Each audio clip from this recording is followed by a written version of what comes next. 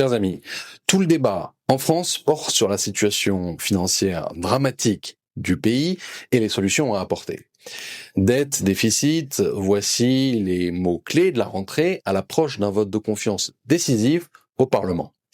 Mais les discours, attention, ne correspondent pas aux actes.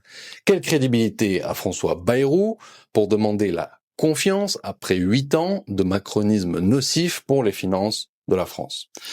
Macronisme dépensier et étatiste du n'importe quoi qu'il en coûte, qu'il a soutenu sans relâche en étant au cœur du problème.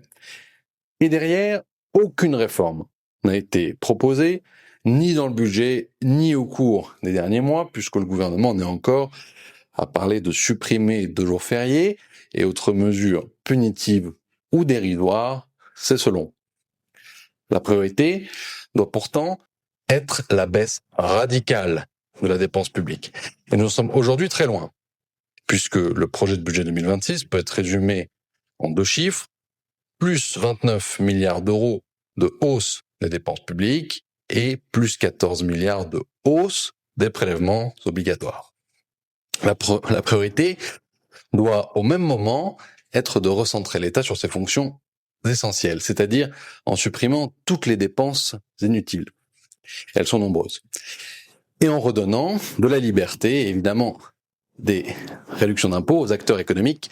Là sont les marges de manœuvre pour redresser la situation. Rien de ce que propose en vérité François Bayrou, et encore moins ce qu'il est susceptible d'accomplir à Matignon si la confiance lui était accordée le 8 septembre. Parce que seule une vraie politique de droite serait à la hauteur des enjeux, celle portée par les Républicains et Nouvelle Énergie.